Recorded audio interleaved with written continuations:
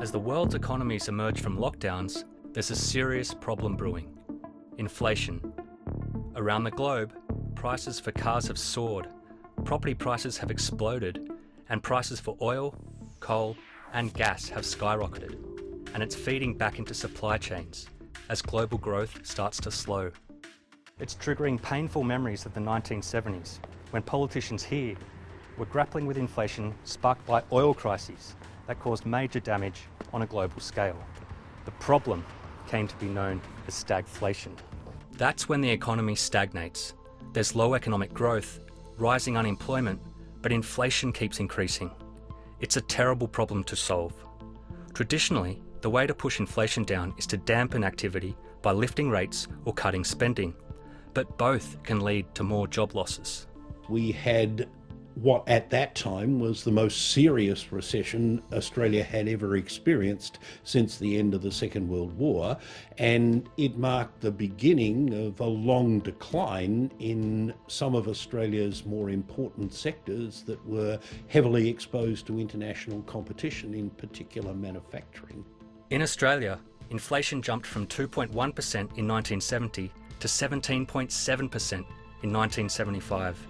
It saw economic growth slow, while workers regularly demanded higher wages to keep up with the rising prices, which fed a damaging wage price spiral.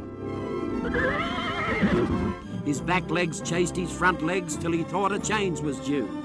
The event was so painful, it caused policymakers to restructure the economy in radical ways to try to get inflation back under control.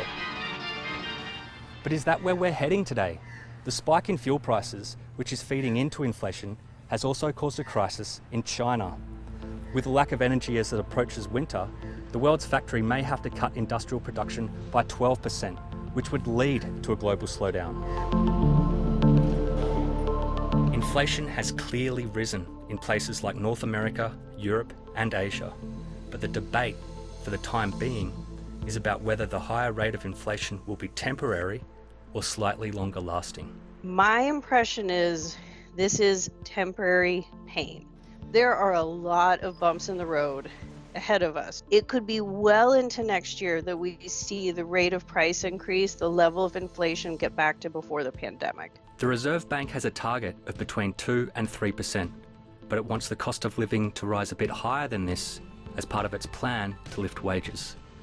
As the world's central banks try to wean their economies off stimulus in coming years, governments and economists are thinking about sources of future inflation.